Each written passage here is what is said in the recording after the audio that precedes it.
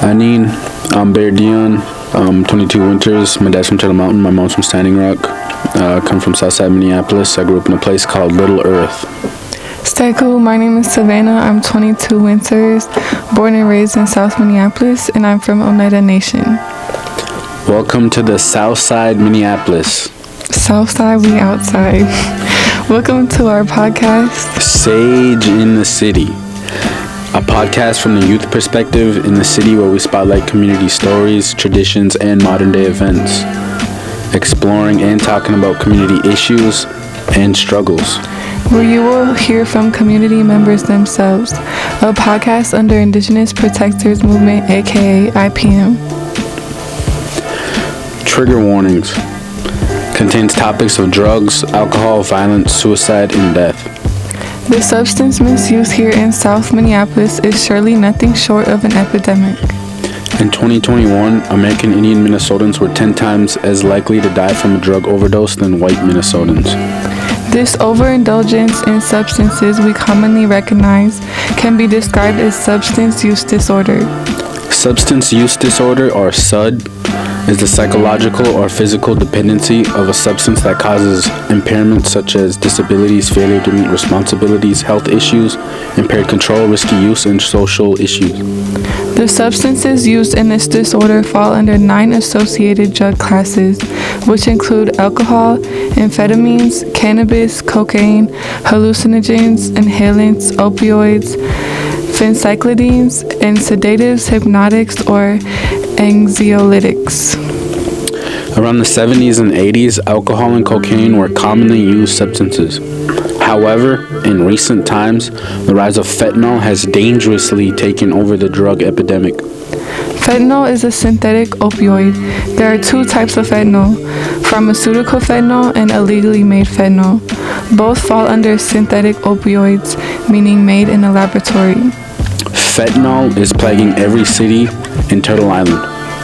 Other drugs, even marijuana, are commonly mixed in with fentanyl, and many people might not know that their stuff is laced with fentanyl. From 2020 to 2024, there have been 1,418 synthetic opioid, which includes fentanyl, deaths in Hennepin County. Fatal opioid overdoses by year in Minneapolis, starting from 2018, was 74. In 2019 was 82. In 2020, there was an increase, 135. In 2021, 195. In 2022, 206. And in 2023, 251. The major increase was raised by the use of synthetic opioids, fentanyl, as well as psychostimulants, but could also be a combination of both. The impacts of this epidemic are visible and deeply felt in the South Side. They affect not only the victim of this disorder, but also their friends and relatives who love them and the community as a whole. We are reminded of the effects on a day-to-day basis as we pass encampments and see our people out here with no housing, laying on street corners, areas littered with trash, surrounded by relatives, scavenging people's scraps just to survive. We can see them standing in corners on streets with a hoodie or blanket over their heads, trying to hide what they're doing. You can smell the stench of fentanyl in the air. Needles on the streets everywhere you walk. It feels like trash everywhere. Our youth can't play at some parks or even go outside after they go home from school, as it's too dangerous. We don't want them exposed to this. We just want them to be safe. When you're walking past, you have a chance of inhaling what they're smoking, or if they're shooting up, you have a chance to step on needles. This is hurting the next generation already. You can see mothers who did nothing but the best they could do in raising their children and the love they showered their babies. Now you can see them same mothers, once good mothers, on the streets, forgetting to not only love themselves, but forgetting to love their children too. Betraying their family's trust because they are lost and controlled by these substances. Our young adults are being taken us the most from this epidemic. Our elders are scared and fearful of their safety as they can't take their walks like they used to or hang outside in their sitting areas because they don't want to inhale fentanyl or step on a needle. Some of these people in the streets even directly threaten the safety of others. With about the care and safety of our elders, who are our teachers, our history, or the care of our youth, who are the next generation, our learners, our future. Then just what are we as a people without both? Nothing. That's only half of our community's concerns about the issues we face. Substance abuse is poisoning the spirits of our relatives. It is important to look at all contributing factors of substance abuse, especially within our own Indigenous community. Understanding the underlying causes of substance abuse disorder can help us meet our relatives with understanding, patience, and care. When we look at the picture as a whole, we realize that components such as generational trauma, assimilation, mental health, environmental factors, poverty, and even genetics play big roles in substance misuse. Colonization contributed to a devastating loss of indigenous culture and traditional ways of life, leading to a cycle of grief passed down through generations. Forced to fit in with European colonial ways of life, many of our people lost themselves through assimilation and found themselves suffering from at least one mental health disorder. The struggles of mental health are common within our communities, not only fueled by generational trauma, but also by environmental factors and poverty. And environmental factors such as exposure to substances within the home guides our young ones to future use. Children are extremely sensitive to their environment, which can make or break their development. So when they see drugs in the home, they learn by design that substances are coping mechanisms and often lack ways to healthily cope with feelings and life events, leading to susceptibility to peer pressure and mental health challenges as they grow older. Poverty goes hand in hand with environmental factors and stands as a root cause to many cases of substance abuse.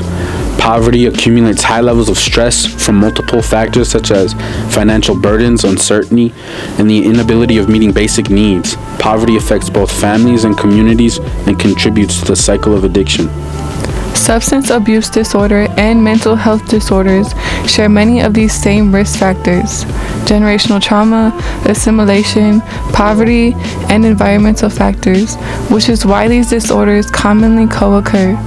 This is called a dual diagnosis, with each disorder possibly fueling and sometimes worsening the other.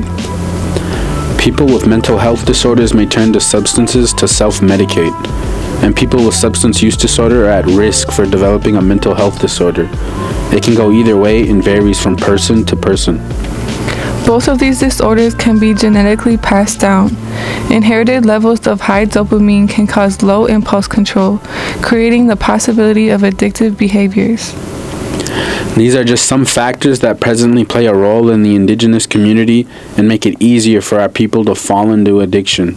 However, it is important to note that anyone can develop a substance use disorder at any time in their lives. In many communities, people that suffer from substance use disorder are disowned and shamed. This topic is considered taboo as they believe it brings shame to not only themselves, but their families as well. In our Southside Indigenous communities, we are beyond that point as we have been dealing with substance use disorder for decades. If you have a friend or relative who is in active addiction, take a moment to understand what they are going through and what they have already been through. Addiction is a coping mechanism, so what are they trying to cope with? What are they trying to express but don't understand how to healthily do so? What happened to them that they are so badly trying to escape from? And did they ever have anyone to guide them down the right path? There are so many questions we could be asking to replace the shameful stigma. We cannot be community helpers and leaders while humiliating and shaming our own members at the same time. On the contrary, we can guide our relatives towards treatment considerations, services, and ways to cope. Resources and treatment options here in the Southside are common and accessible, such as Indigenous Peoples Task Force, Minnesota Indian Women's Resource Center, and the American Indian Community Development Corporation. Due to the resources at our disposal, we have a high influx of people from the suburbs and the reservations. These resources can help support the brain's healing process, which is key in recovering. This can also be done by whatever works best for you on your journey. Exercise and physical activity, a healthy sleep schedule, good eating habits, deep breathing and meditation, creativity, music, or talking with family and friends are all ways to cope through recovery and stress. Support groups are also a good way to cope with recovery. They provide safe spaces where you meet others with like experiences. Support groups provide motivation and openness. Many Shield Society, for example, and Sobriety Warriors. Therapy and counseling are great ways to receive guidance and tools through recovery. Therapists understand brain activity during both active addiction and recovery, providing help in understanding triggers and developing personal strategies. Reconnecting with culture can be especially useful in reclaiming identity and boosting self-confidence and self-esteem during recovery. Needless to say, recovery consists of whatever works best for you. Everyone's recovery journey is different. From the outside, we may think it is easy for people to seek treatment, especially considering the amount of accessible resources here in the city. We often tell ourselves that we cannot help them unless they want to help themselves. Truth is, taking these harder substances can have negative effects on your brain. It is an actual disease expressed as compulsive behavior and a continuous medical disorder, meaning that despite the negative consequences that come with addiction, the action is still continued and treatment is not sought out, as the brain has adapted to the drug of use. Drugs hijack the reward circuit of your brain, having a major impact on 3 parts of the brain: the basal ganglia, the extended amygdala, and the prefrontal cortex. The basal ganglia is involved in the formation of habits and routines and helps with motivation, playing a big role in what is called the brain's reward circuit. During drug use, the reward circuit is overactivated, producing a euphoric feeling. However, through consistent drug use, the brain adapts to the presence of drugs, making it difficult to experience that same euphoria again and harder to feel pleasure from anything else. The extended amygdala plays a role in negative feelings such as stress, anxiety, irritability, and unease, all things of which are felt as the high wears off. Over time, this circuit becomes sensitive with increased drug use. A person with substance use disorder will just get high again to temporarily relieve the discomfort of stress felt after the high decreases. The prefrontal cortex pushes the ability to think, plan, solve problems, make decisions, and maintain self-control. Impulse control reduces as drug use increases and drugs begin to be sought out impulsively. The prefrontal cortex is the last part of the brain to mature, so teens are most vulnerable. These brain circuits are crucial for natural rewards. Dopamine increases in healthy ways in response to natural rewards such as food, music, exercise, outside time, or creative activities. But during the use of some drugs such as cocaine, dopamine increases unhealthily and excessively to the point where the brain is overwhelmed. The brain adjusts to the high levels of dopamine, making it hard to find pleasure from natural rewards and difficulty to enjoy things that were previously enjoyed, along with feelings of depression, lifelessness, and no motivation. At this point, it becomes a cycle, because drugs are needed to experience even a normal level of reward. The brain is taught to seek drugs off of reflex, rather than healthier goals and activities, making it more difficult to seek help and get clean. This reflex can last a long time, even years into recovery, so it's important to remember that relapse can happen at any point in recovery. Drugs such as opioids also disrupt the brainstem, which controls basic critical functions such as heart rate, breathing, and sleeping. Hence why overdoses can cause slow breathing and death. Sometimes we may hear that a relative cannot be saved, that it's too late for them, but this is not true. With the proper support, the brain is capable of healing and rewiring itself over time. Natural chemical balance is obtained through a process of steps. This first step being detoxification. It takes major adjusting and sparks uncomfortable withdrawal symptoms. As the system clears the drug, if necessary, it is important to receive medical support during this time. Mood swings and cravings are normal during detox. Energy levels and changes in appetite are also common. These are good signs because it's proof of healing within the brain and the body. The amount of time it takes for the brain to return back to its natural state depends on the individual's overall health, the drug used, the amount of time spent in addiction, and other mental health conditions. The second stage is the early recovery changes, where the brain is rebuilding healthy patterns. Cravings and mood swings can still happen, but become less intense. In this stage, it is a good time to start learning how to utilize healthy coping mechanisms. Stage 3 is a long-term recovery. The brain is working hard to continue healing. Cravings can still happen, but are felt. The second stage is the early recovery changes, where the brain is rebuilding healthy patterns. Cravings and mood swings can still happen, but become less intense. In this stage, it's a good time to start learning how to utilize healthy coping mechanisms. Stage 3 is long-term recovery. The brain is working hard to continue healing. Cravings can still happen, but are felt less frequently than before. A quote from Dr. Zoe Shaw, a psychotherapist and author, states, "When someone actively works to rewire their brain in recovery, they experience several key benefits: regaining self-control, restoring emotional balance, breaking destructive patterns, improving stress response, enhancing cognitive function, and a greater sense of purpose and joy." Rewiring the brain in recovery isn't just about breaking free from addiction. It's about reclaiming your life, restoring your mind, and creating a future built on strength and resilience. Oh, we need to work together to educate community, raise awareness, and break the stigma, because anyone can start their journey to recovery at any point in their addiction. It's never too late. Stigma can affect our relatives and block them from seeking treatment, especially when sweeping encampments becomes the city's only solution to the homelessness and drug epidemic. This can fuel their feelings of not belonging and can push them away from seeking help within their own city. There are some other factors which may make it difficult to get treatment. Lack of transportation, as services might be too far, or they might forget where to meet, miscommunication, or don't arrive on time. Some of these programs may be at capacity, and there might not be room for them at the time they're trying to get off the streets or get in treatment. The distrust in Western treatment, as there is a lack of cultural perspectives and guidance within hospitals and clinics.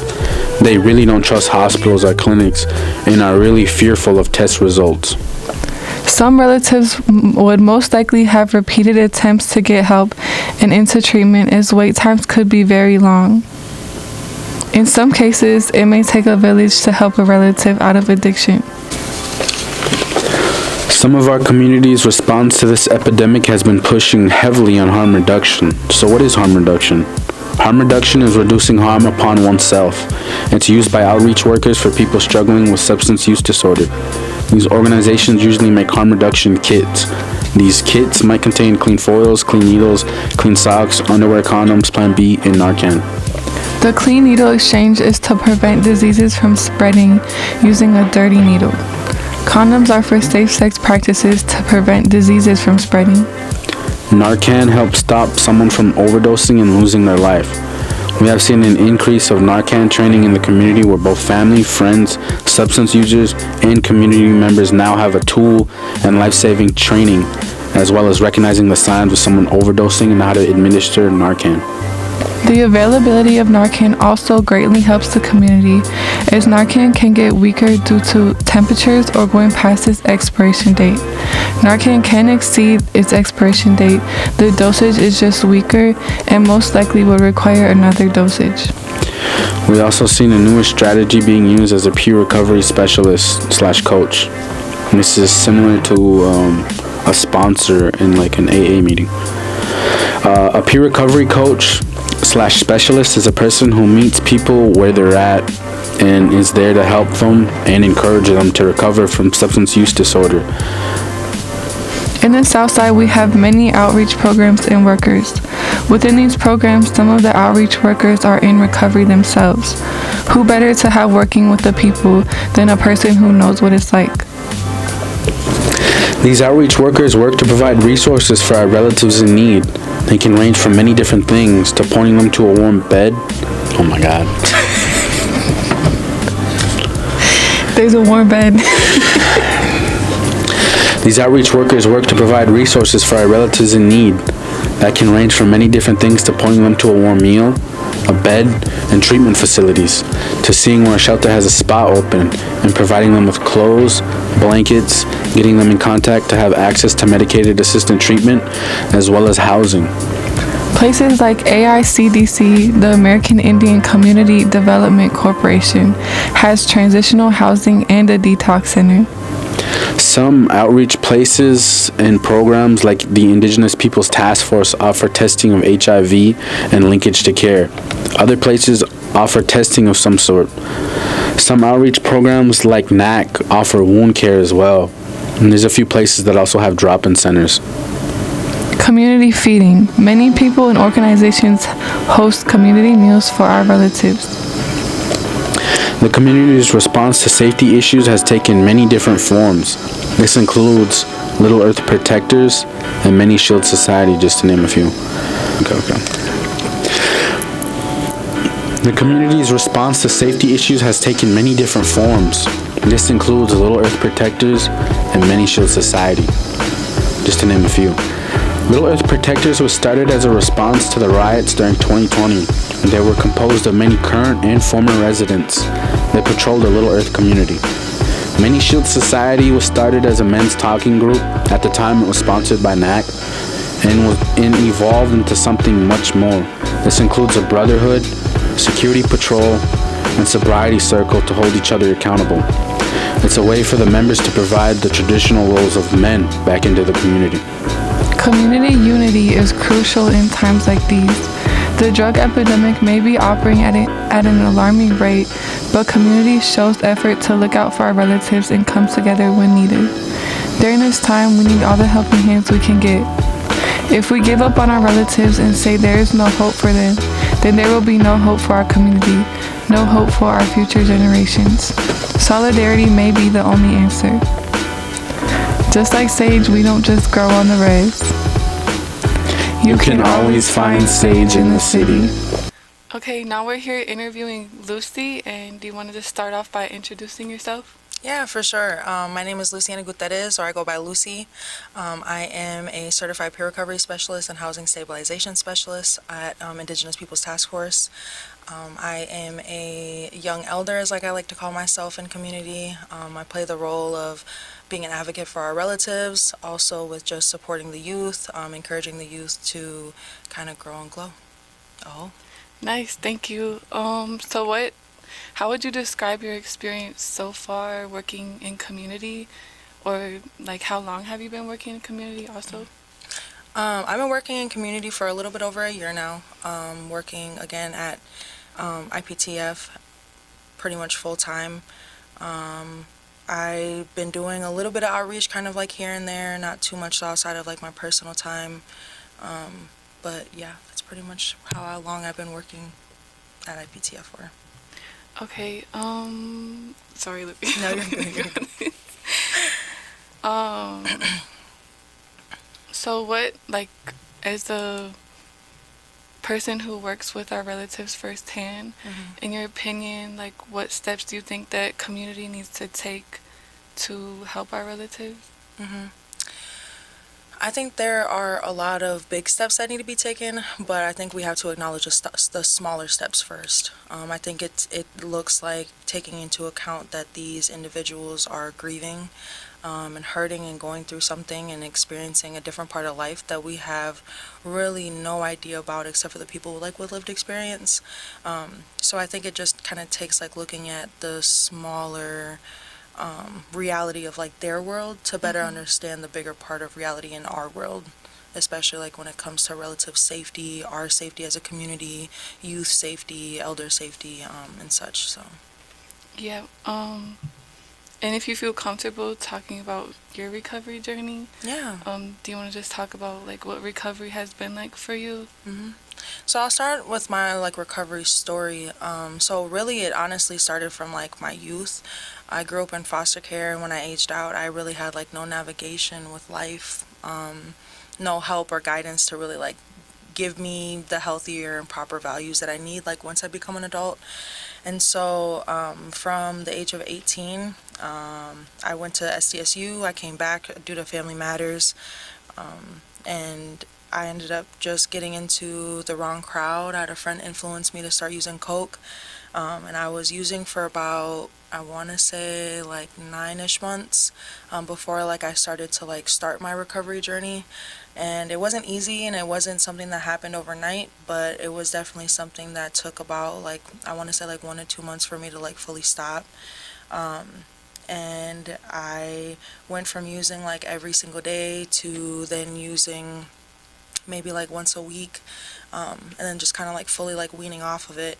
And my experience with that was very hard on my mental health, mainly because a lot of the times when I was using, I understood like how coke worked in my body. So my serotonin levels would like really like rise, and then I would make me like feel like super happy, make me feel like I'm on top of the world. But then like when I came down off of it, I wanted to kill myself, and I wanted to commit suicide.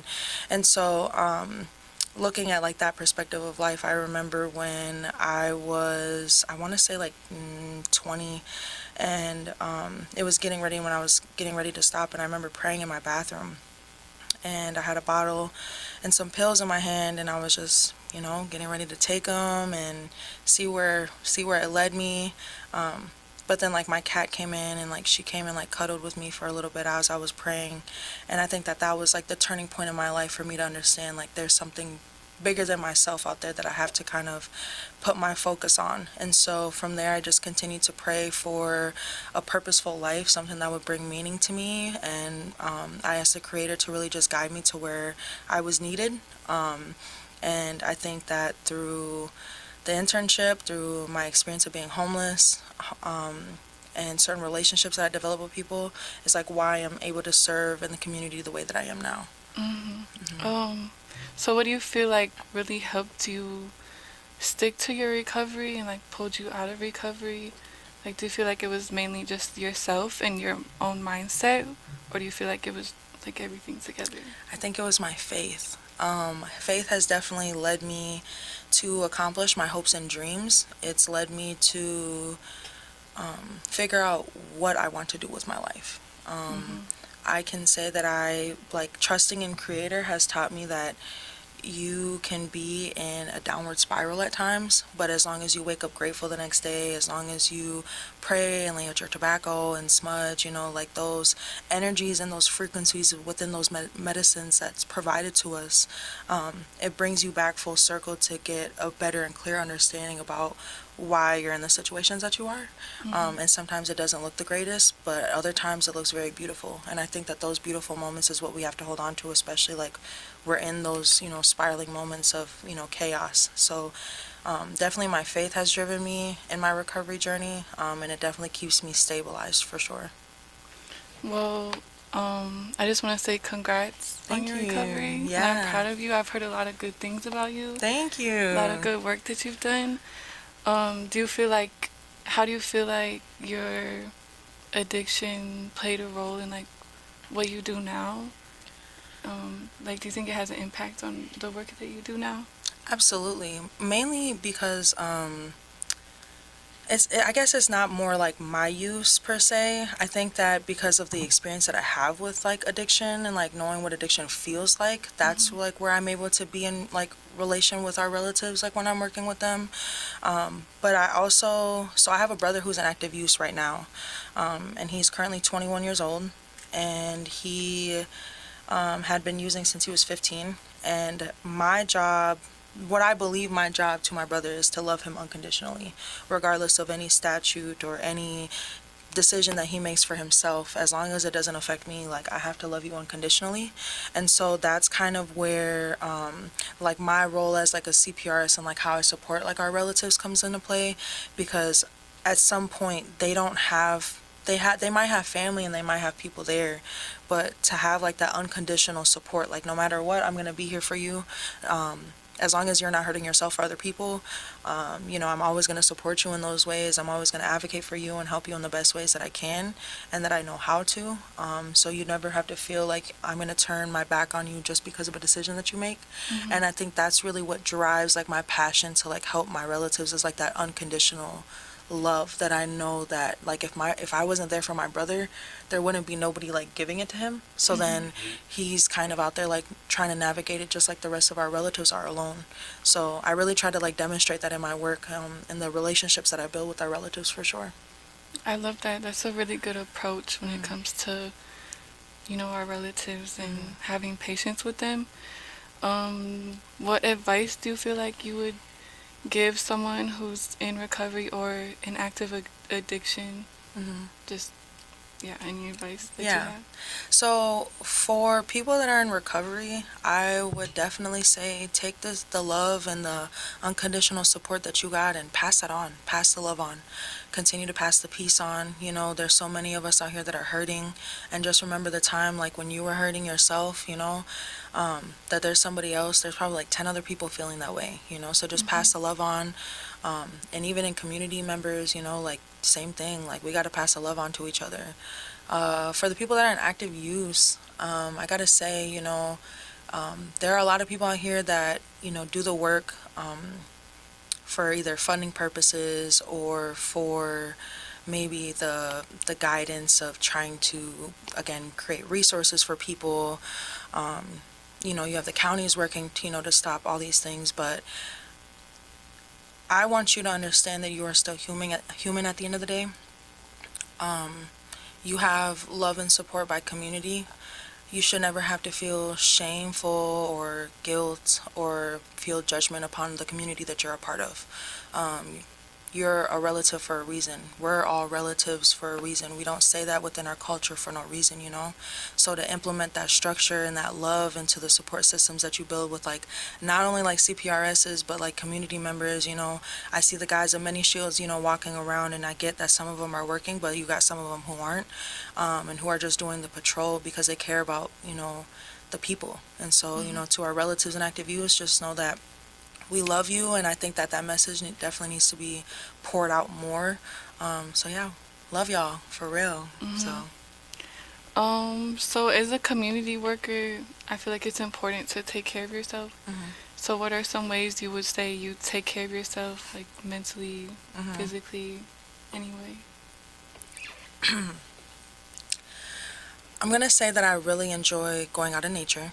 I really love spending time outside. I'm a water sign, so I love spending time by like the water, and like love being by like the lakes. And I haven't gone fishing in a while, but like it's been on like my bucket list to go fishing. I can say that I like spending time with my brother. It really puts me at ease when I know that he's safe and comfortable, and like that to me is just like self-care. Like, you're okay, I really like shopping. It's like a bad addiction of mine. So yeah, so I love shopping. Also just like hanging out with like my support system. I can say that my support system has gotten a lot stronger since I first started. And I definitely feel like I have people in my corner that I know that will support me no matter what. And yeah, so those are the ways that I personally really like to take care of myself. Nice. Do you want to ask anything? Or I can keep going if... Okay. Okay, as a young adult in the community who's very vocal, is it hard for you to speak your mind sometimes, or do you get like written off because you're, a younger person? Absolutely.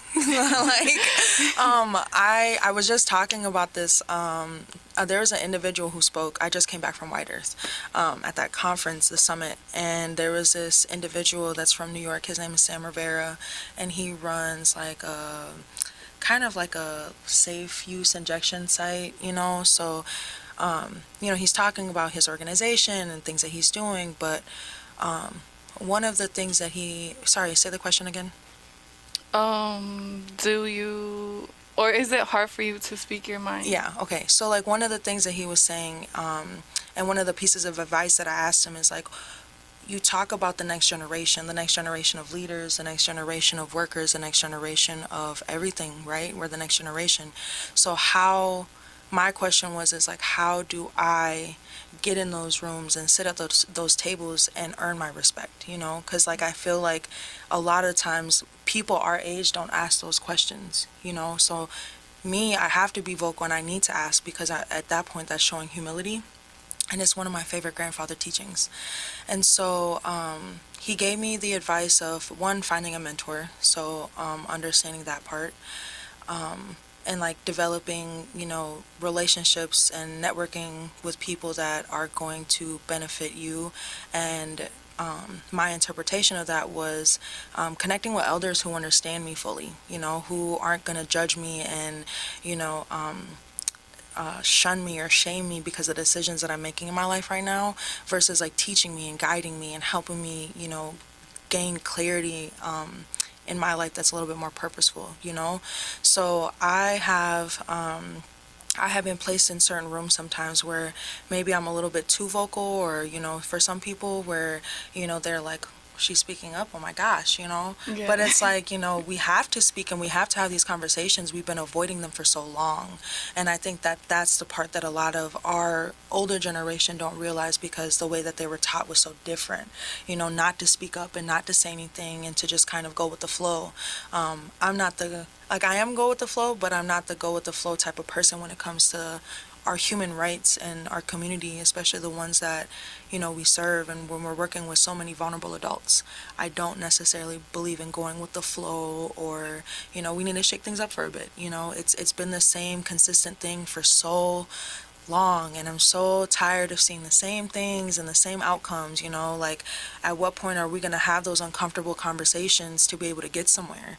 And I think that that's the part where I get a little, I don't want to say backlash, but just kind of where I get those, auntie stares, like, oh, she spoke, So, I think that that's, like where that comes from for sure. But, how I deal with it too is, I don't like it to take it there, like I don't like to argue, and I'll hear you out. I want to understand why you feel the way that you feel. I want to, especially about these uncomfortable conversations, what makes you so uncomfortable? What makes you not want to speak up about these things? So I think that those are the best ways that I'm able to like put myself in those environments, get the outcomes of those environments, understand people's feelings in those type of environments, to be able to better understand like why our community is the way that it is, an overall picture. So earlier you mentioned like that you love public speaking, but it's a little nerve-wracking. How would you say you get over that? Because I feel like a lot of our young generation in the community is very nervous about public speaking. Yeah. But like you carry yourself very well.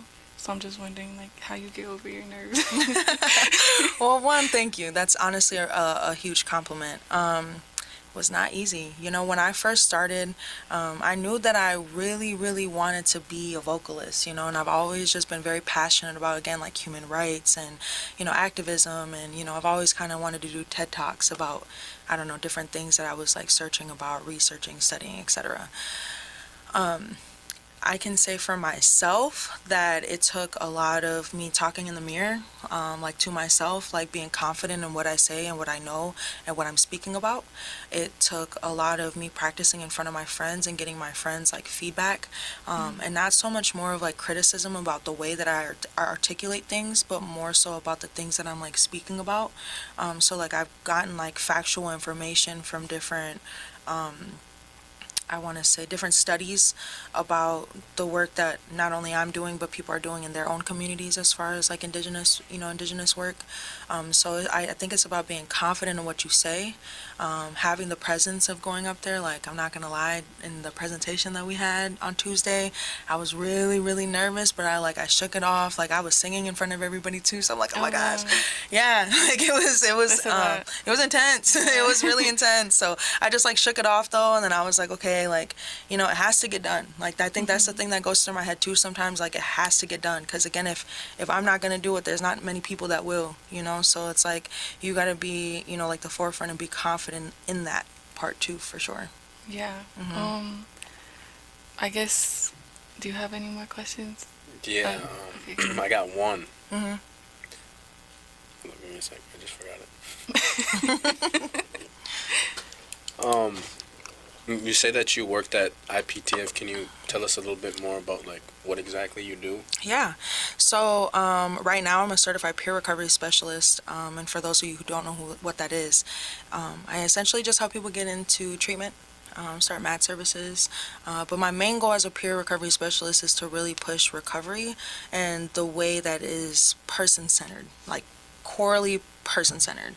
If the person is not ready right now, I don't push that, they're just not ready, but I still support them. Like I'm still like, their like advocate in whatever way that I can be, right? So there's that, and then I'm also a housing stabilization specialist or a housing case manager.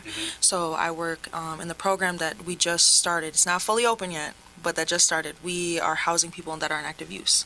So we're starting with like the housing first method, working and aiming towards creating stability for our relatives before they fully move and transition to their own, in their own recovery. But so that way they can focus on recovery while they have like that permanent stability. So those are the two roles that I play at IPTF. Cool. I feel like that's super important. Like that they have a place to go. Yeah. Is that your only question? No, I got one. Okay. Are you allowed to talk about your Narcan trainings? Yeah, for sure. Well, can you tell us a little bit more about that, Like as far as like how they're structured, or like what is it about the Narcan trainings you want to know? Well, I know that you taught us or whatever. Yeah. So you taught us how to Narcan Yeah. or whatever. Like like do you ever like just reflect on like how many people you taught, recognizing the signs of an overdose and like how to administer it? Like, do you ever just think about like how many people you helped indirectly or? I guess I never really thought about it that way, but now that you bring it to my attention, I think that it's a beneficial thing, because I've taught elders how to use Narcan. Oh, for real? Yeah, like it was really cool. Like I love that experience. They had questions. They shared their stories about their own like grandchildren being, on opiates, or some of them, they get SSI or SSDI, and then they come over, just to use their money, or our elders are on pain meds, and a lot of them avoid opiates because they don't want their grandchildren coming in and taking it, or they don't want to get addicted themselves. So I guess that's a way I can look at like the impact, is like looking at that portion of things. I can say as well, we're working on like revamping like our Narcan training, because like the ones that you guys got was kind of like a little outdated, and there's so much new and more information that's just being put out, like with the different cuts of like medetomidine, the nitazines, xylazine and such. Like we want to incorporate information about that so people are like well aware of like what those are.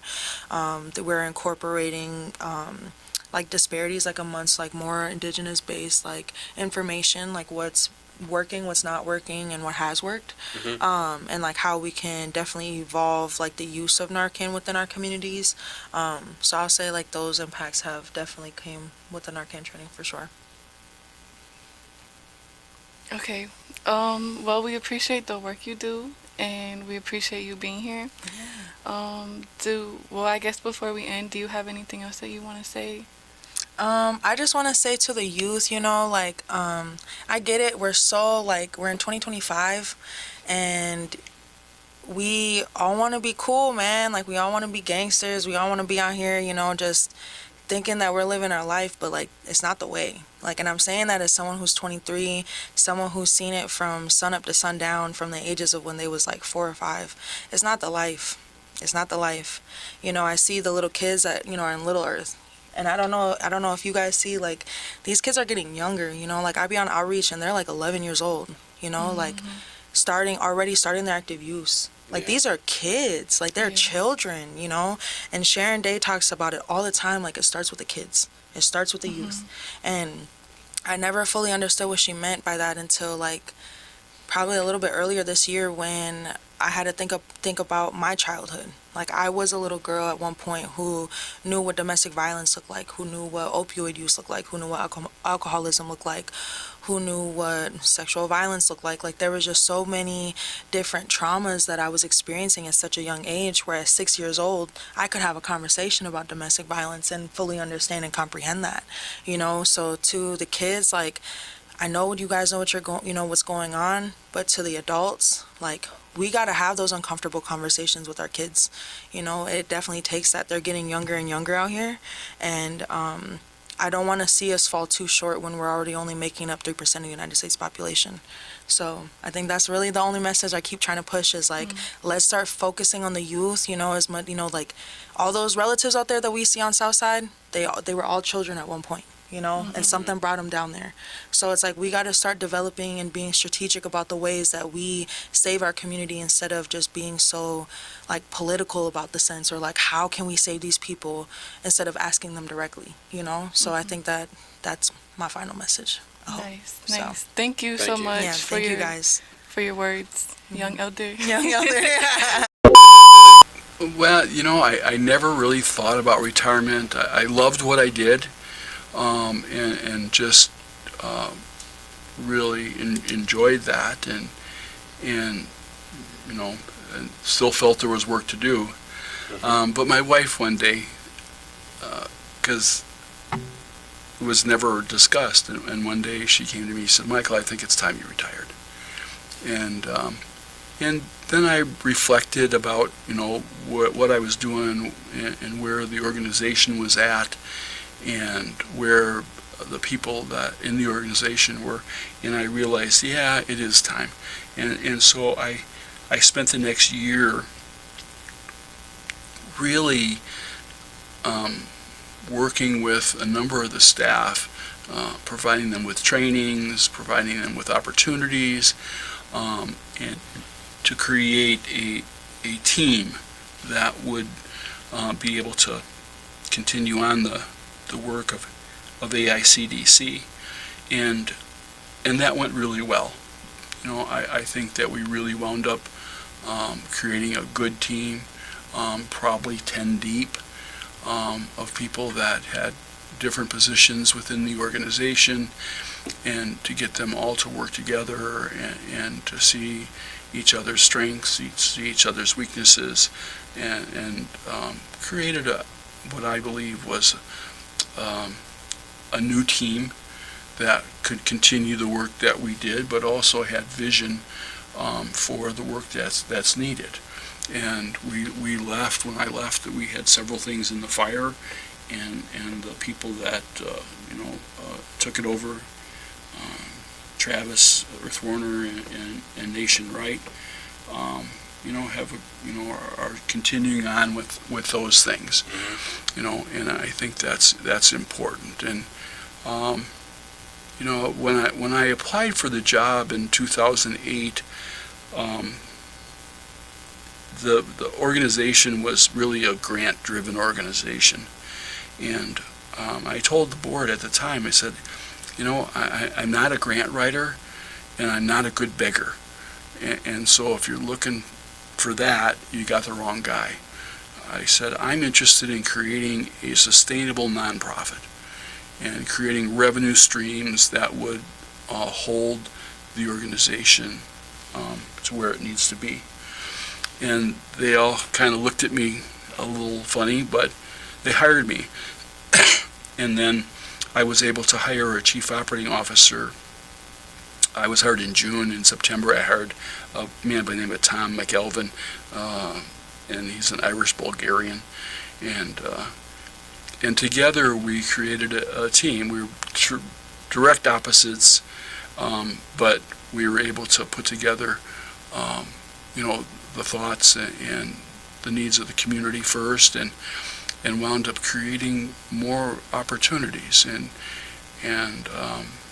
I was in real estate in the 80s, and it was interest rate was 17.5%, and so to sell houses you had to be creative, and so I was creative, and so I was able to use that in a way to create more opportunities for the organization.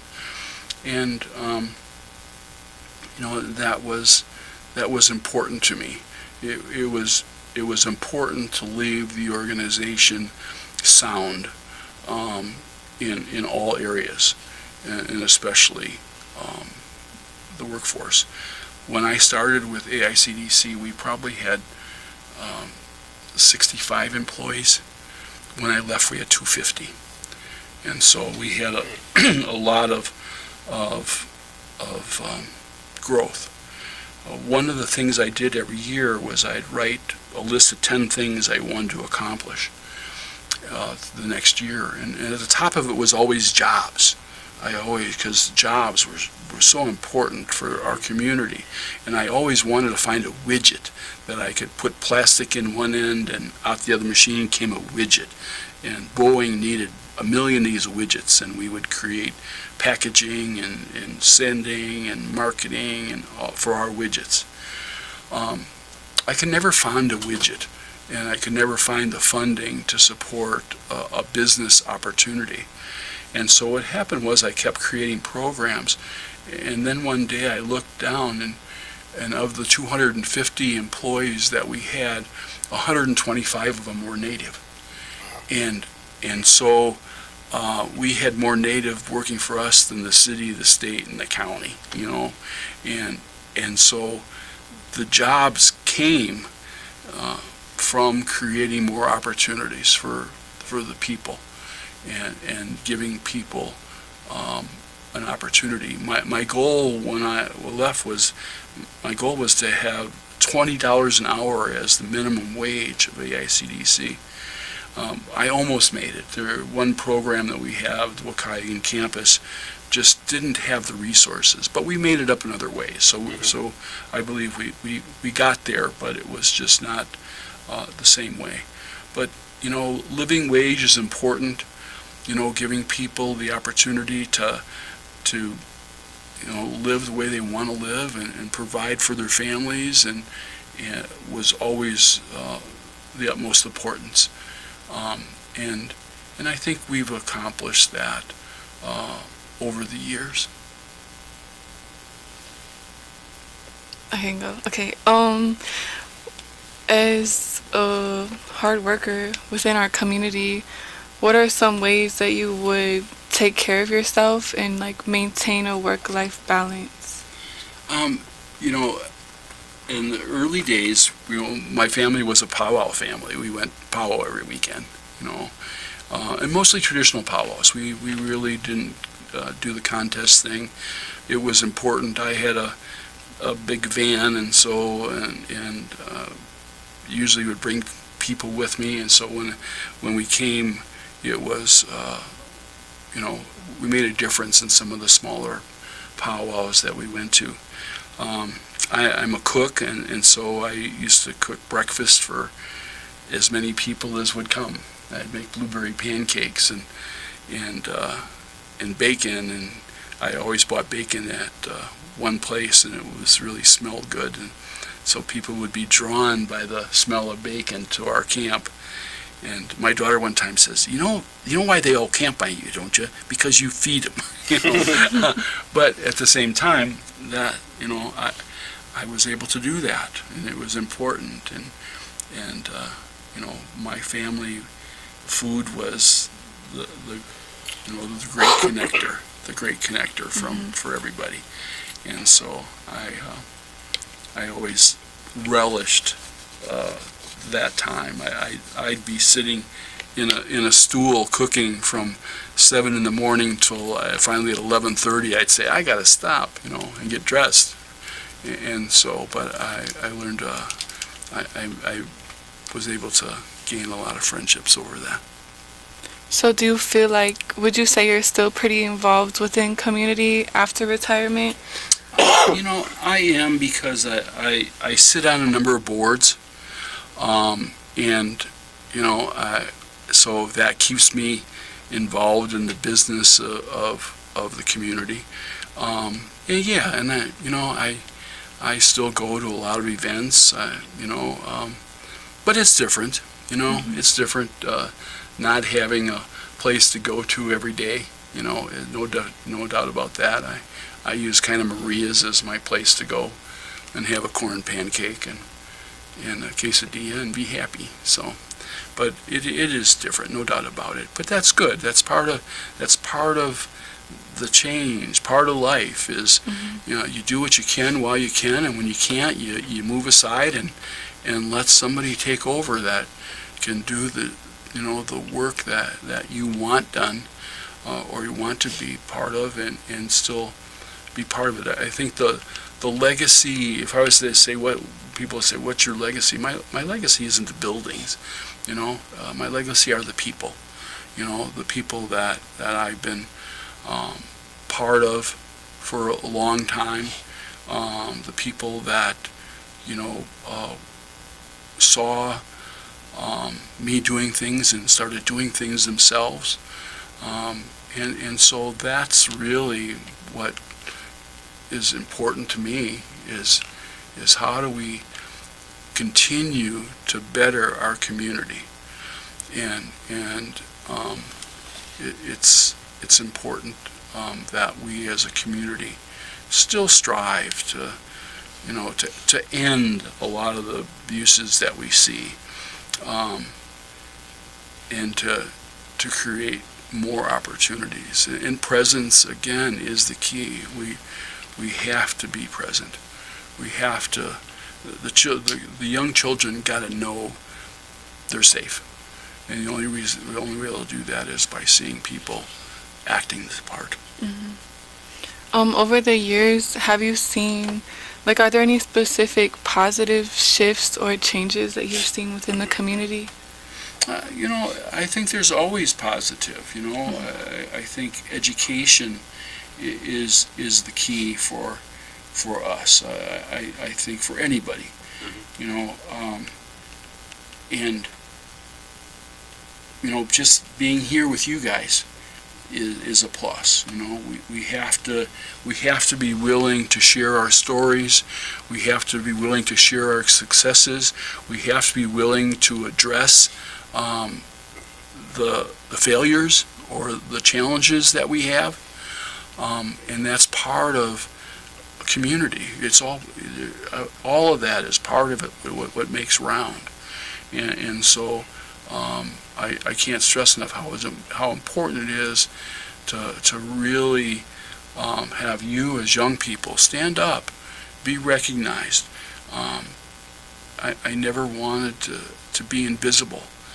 And I'm too big to be invisible, and if I hid behind a couch, my butt would be sticking out, and so I didn't want that, and so I just felt it was more important for me to keep my eyes wide open and to be looking for opportunities, and for looking at how do I make things a little better for my family, your family, and the community.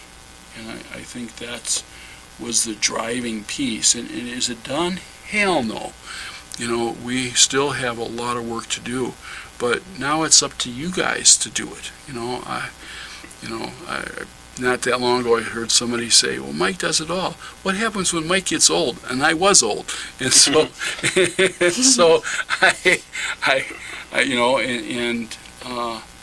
then when you get to a point where it's time to relinquish the reins, they didn't have to pull them out of my cold, dead hands. Yeah. I was willing to give them up and to, let people, that's the only way you experience is by doing it. You can't read about this shit in a book. It's real, and we have to address it. Well, before we end, is there anything else that you would like to say? It's been my pleasure to be to serve the community, over the years.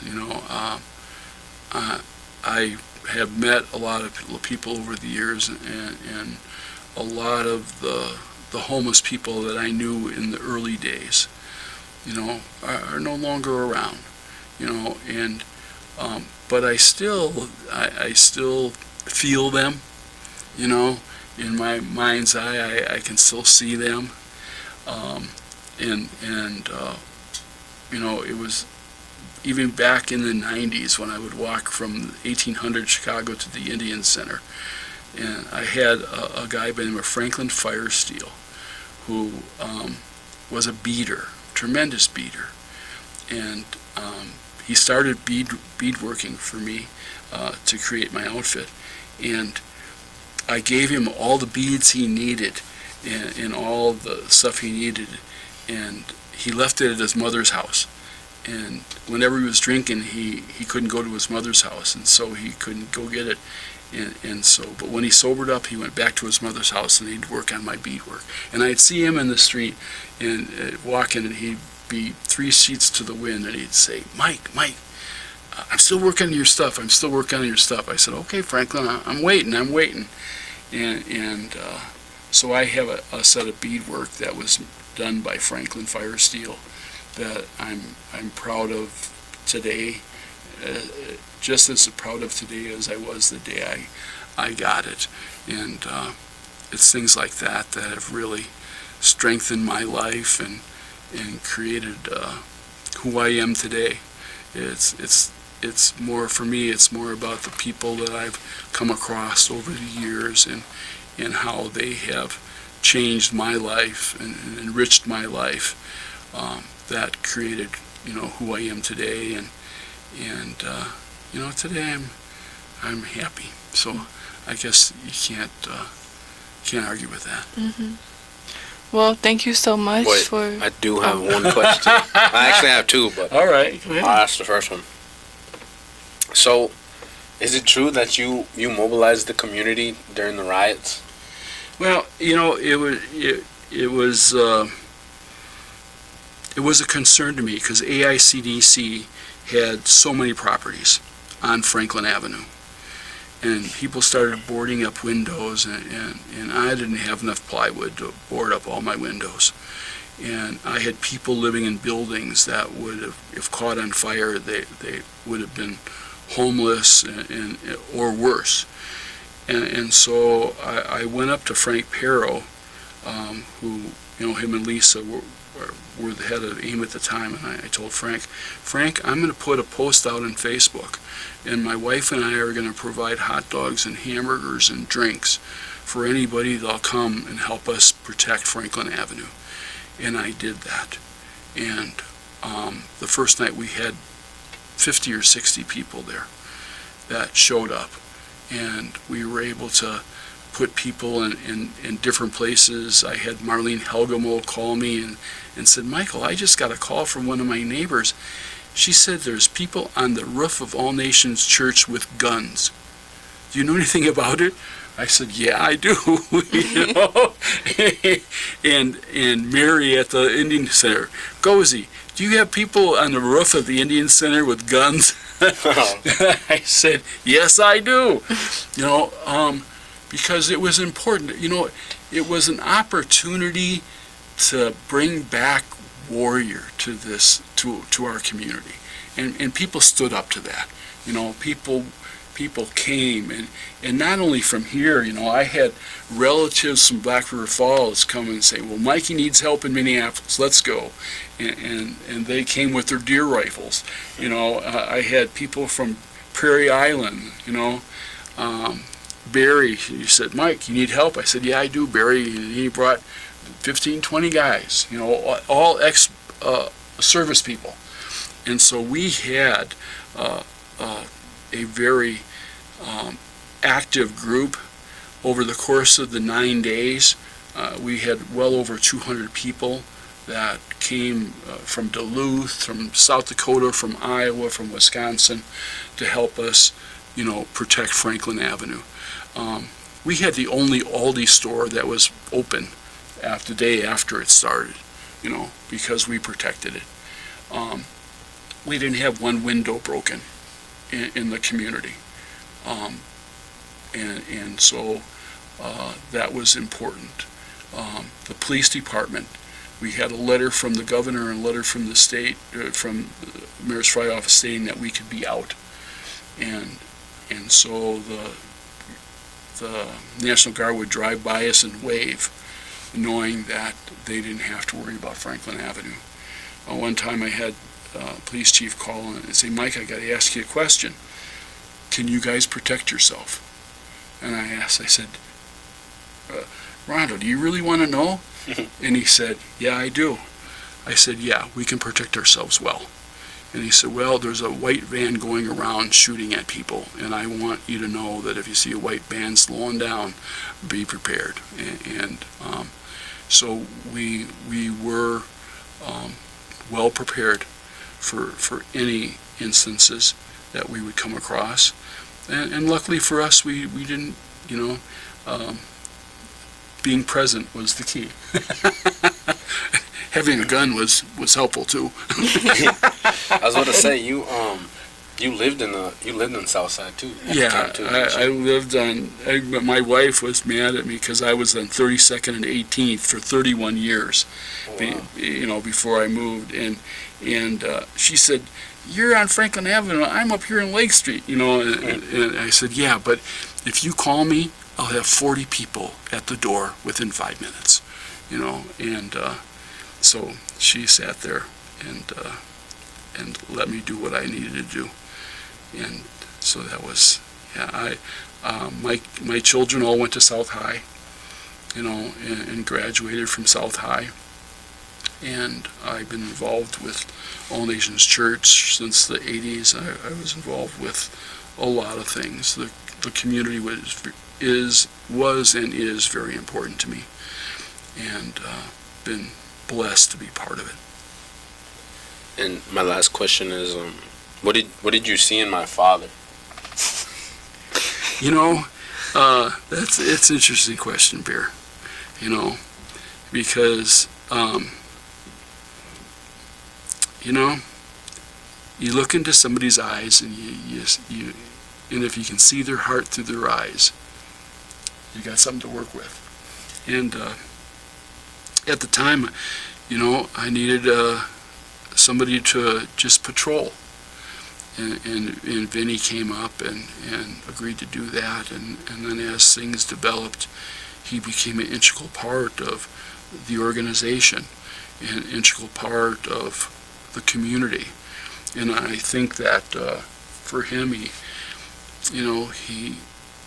was able to understand that his lot in life is to help, and so it's been it's one of my greatest pleasures, to see where Vinny's at today compared to where we started a few years ago, and I think it's made a difference in his life, and I think it's made a difference in your life. That's true. And so it's one of life's little pleasures when you can. Again, I think Vinny is a part of my legacy of providing opportunities for people that maybe at early in their life didn't have an opportunity, and